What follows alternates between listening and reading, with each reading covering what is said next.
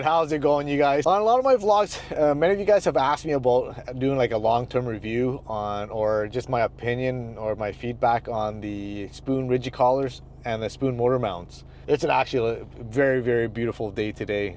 Normally I vlog on Sundays, but I just had to take advantage of the weather right now because it's we're in the beginning of September and it's going to get cold soon. What better way to take you guys? Let's go get some Krispy Kremes and I'll just go over everything and while we drive. I'm going to throw you guys in the back here and let's get right into this vlog. Let's go. All right, guys. I hope you guys are good back there. You guys can see.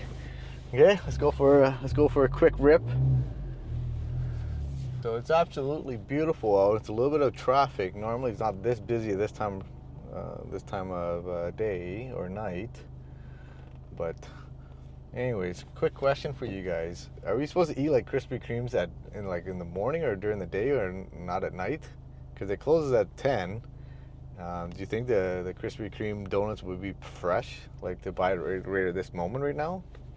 That's what I'm kind of curious. Because if you eat pho, you never eat it during the nighttime because the broth is pretty much no good. You usually eat it like you order pho right before, like right after it opens, because that's when the broth is brewing all night and it's supposed to be like premium. So anyways, okay, so the rigid collars, I think you'd have to do it with with the spoon motor mounts, and like you have to do everything all together to like have a major impact. Most of us probably won't notice the difference until you compound everything together. That's one thing with the rigid collars is just in general, just installing just the rigid collars itself without any kind of supporting mods together. Let's say a sway bar or the power brace or the spoon, what do they call it? That spoon brace in the bottom there. After installing everything all together, huge difference, like it's day and night.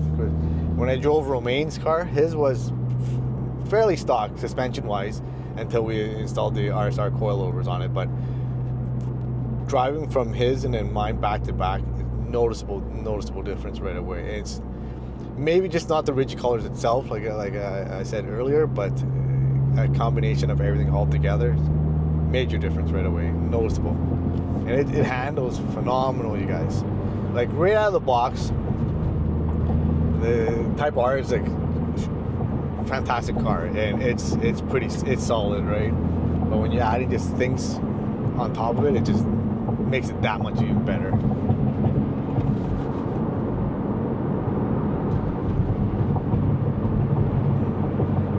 Look at it just flying, eh? Let's see what we got.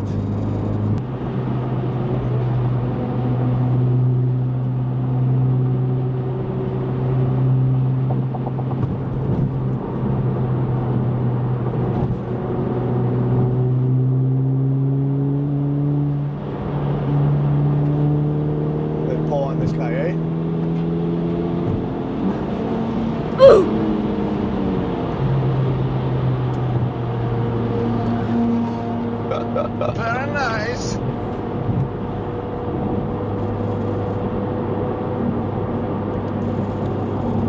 Just like that.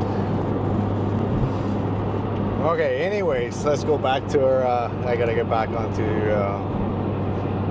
anyways, I gotta turn around now. But for the motor mounts, I started out with the RV6. Beautiful motor mount, you guys, and I got the medium. I can't remember what it wasn't the hardest one. I got the medium one. Noticeable vibration difference right from stock, like noticeable right away. It's you can feel it, because even in the camera at idle you can feel the camera just shaking like this, right? And at stock you don't notice it, right? So I noticed after that I switched over to the spoon motor mounts, and I did the full set, not just the rear one. I did the full set, the rear transmission side and the motor side. And I noticed that at a certain or at idle or at certain RPMs,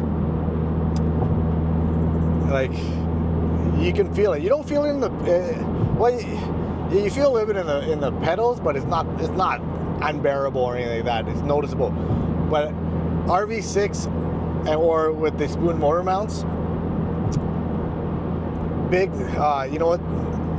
No wheel hop, no nothing like that. I'll see if I can do a launch up here, but you don't notice any wheel hop or anything like that. And then there's no torque steering either.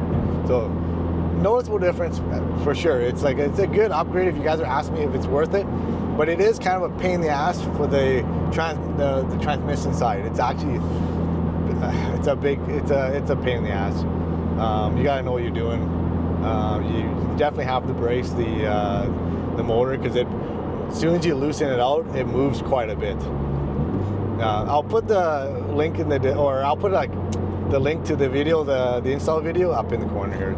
Just click on that if you guys are considering doing it. But it's well worth it. Okay, let's go get some Krispy Kremes, guys.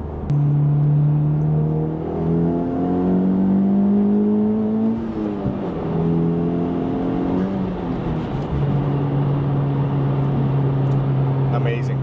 It didn't take much to take over that 350Z. I don't know what was in it. Obviously, it's probably stock, not stock, but non-boosted. But speaking of power levels, what do you guys say? I don't want to go with PRL. I don't want to go with RV6, and I know what turbo I want, but I just want to I just want to know your guys' opinion. What turbo you guys think I should do over the course of the next few months?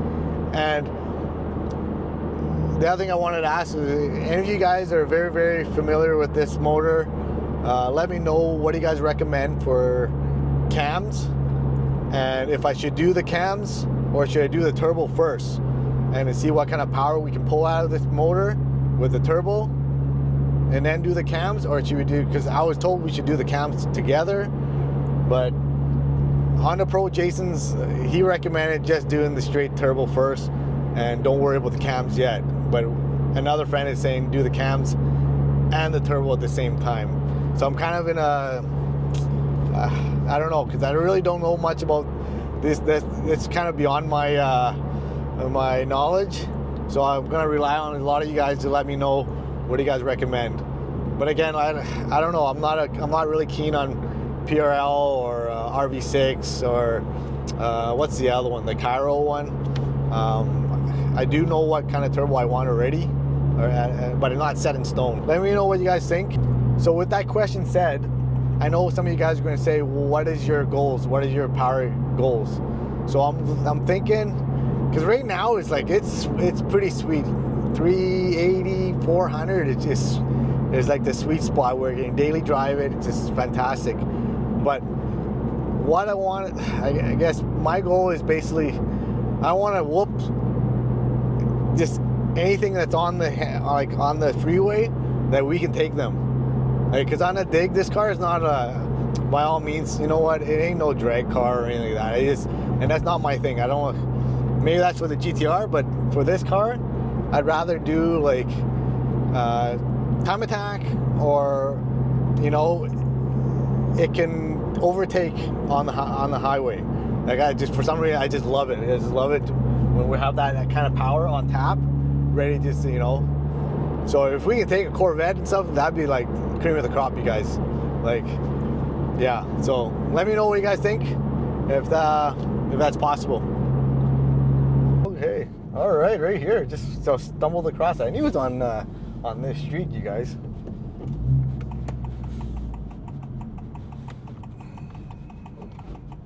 Okay, should I go in? Wing snob, that's new. Should we go in or should we go through drive-through?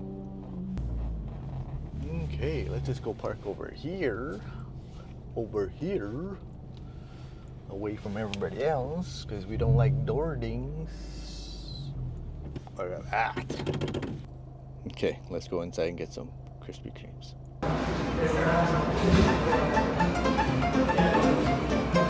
Can you get 6 original glazed? 6 original glazed?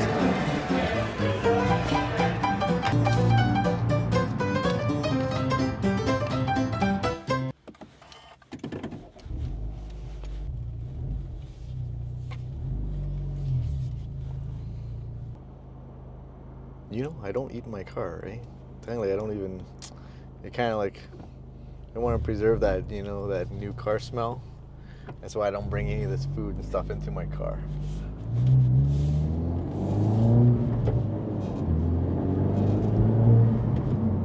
You know, just going into Krispy Kremes, it's just already, the clothes already smell like Krispy Kremes. Not the sweet stuff, but the oil, you know?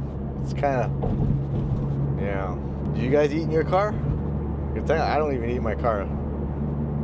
Not one bit.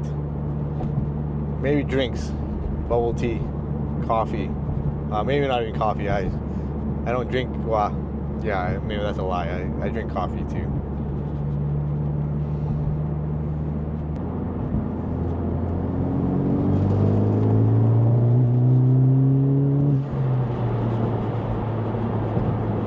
You know, by all means, you know, the Civic is not. It's not like the fastest car in the world, but it feels quick, you guys. Like it just that feeling that it gives you. I don't know, man. It feels quick, but I know it's not the quickest. Maybe around the track, but it needs more.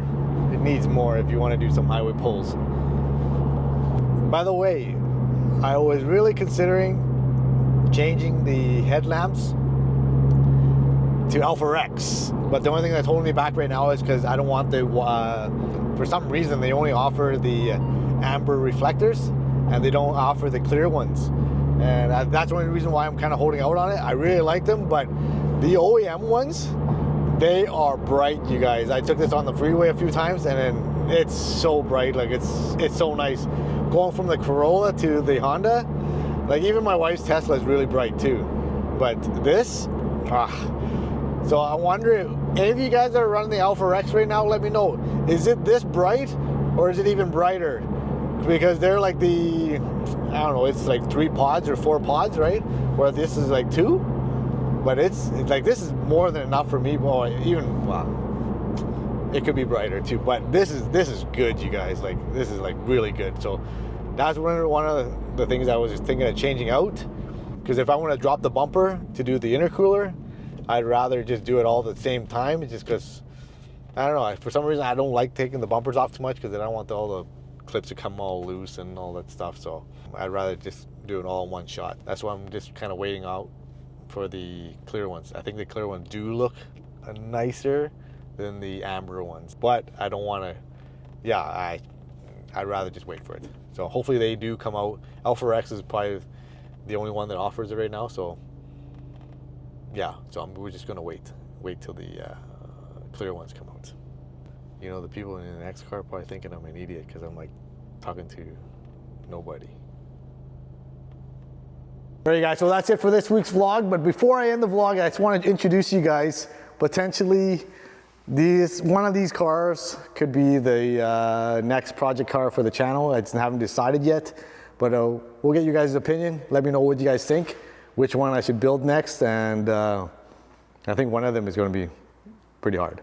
So let me show you guys. I've been really contemplating on this Evo 9, I believe. It's an 09.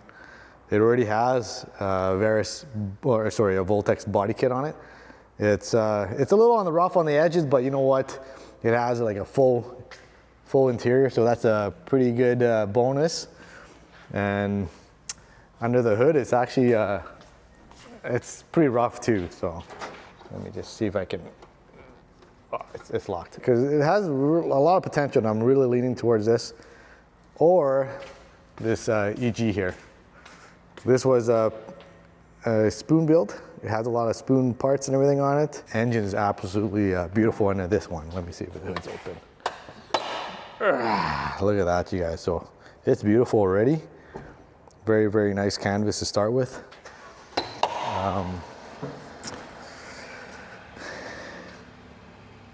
But I'm really leaning towards this one. But what do you guys think? If you guys really like it, on the next vlog or 2, I could get the previous owner to come here and go over everything with us. You guys already know him from my Honda vlogs. Yeah, I'll introduce him a little better, but let me know which one. All right, so hope you guys enjoyed the vlog. Don't forget to smash the subscribe button. We'll catch you guys in the next one. See ya.